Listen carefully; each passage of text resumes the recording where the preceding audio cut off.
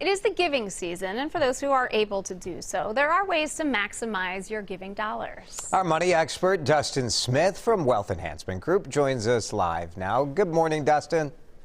Good morning. Thanks for having me. Even with the pandemic, there is sort of a predictable pattern to people's year. And when December comes around, people really start focusing in on writing those checks for donations. Correct. And, my hope is that people can really get through this holiday season without having to lean too much on their credit cards.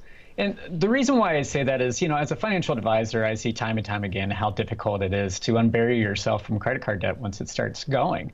And so how you should approach your year-end giving is just like we talked about last week with budgeting not only your Christmas gifts, but also the gifts to charity. I think that's really important to build in your budget.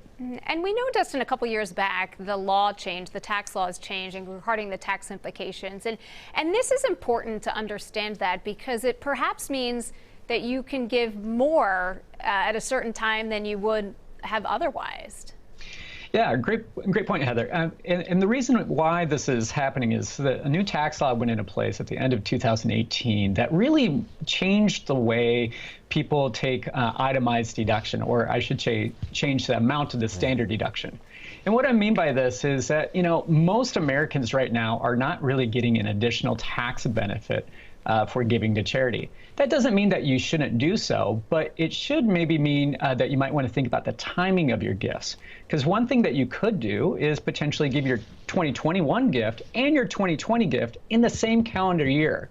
By doing that, that's something that we call bunching your deductions, and it may get you over the limit where you are then itemizing and therefore get an additional tax benefit for doing so. Mm-hmm. Yeah, and it's the same benefit to the charity, right? It doesn't really make a difference to them if they get that in 1 year or in 2.